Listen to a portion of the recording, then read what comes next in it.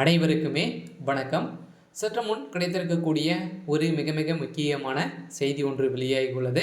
சற்று முன் போதை மருந்து கடத்தல் விவகாரத்தில் உதயநிதி மனைவி கைது.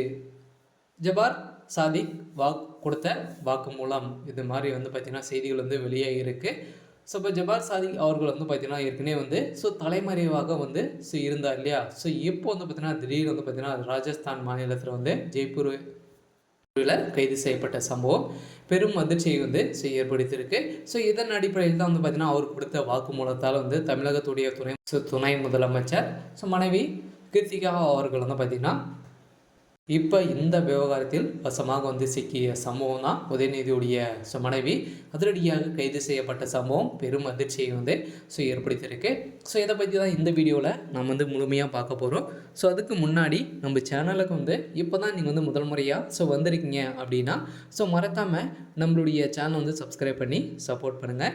ஸோ வாங்க வீடியோக்குள்ளே போகலாம். ஸோ பார்த்திங்கன்னா இந்த போதை மருந்து கடத்தலில் பார்த்திங்கன்னா ஜபார் சாதிக் அவர்கள் பார்த்திங்கன்னா ஒரு முக்கிய புள்ளியாக இருந்தார் இல்லையா. ஸோ இதில் தமிழகத்தில் வசமாக சிக்கிய சம்பவத்தினால அவர் பார்த்திங்கன்னா சமீப காலமாகவே இன்னும் பார்த்திங்கன்னா தலைமறைவாக தான் இருந்தார்.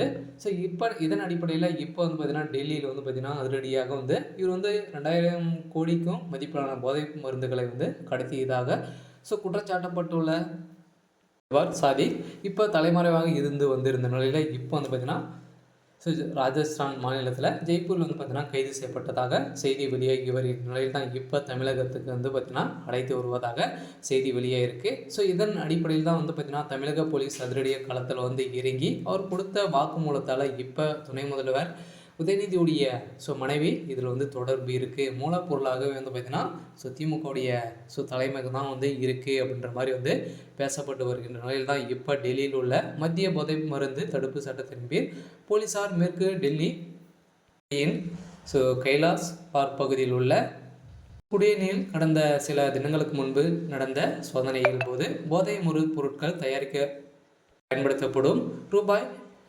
2000 கோடி மதிப்பிலான 50 கிலோ ரசாயன பொருட்கள் பறிமுதல் செய்திருந்த நிலையில் இப்போ பார்த்திங்கன்னா அதிரடியாக ஜபார் சாதிக் அவர்கள் சிக்கிய சம்பவம் தான் தமிழக மக்களிடையே பெரும் அதிர்ச்சியை ஏற்படுத்தியிருக்கு.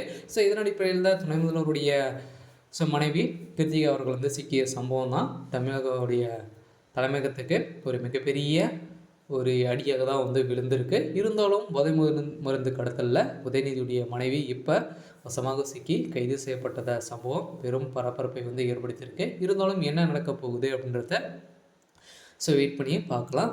இது மாதிரி செய்திகளை தெரிஞ்சுக்கணும் அப்படின்னா மறக்காமல் நம்மளுடைய சேனலை சப்ஸ்கிரைப் பண்ணிக்கோங்க. தேங்க்யூ.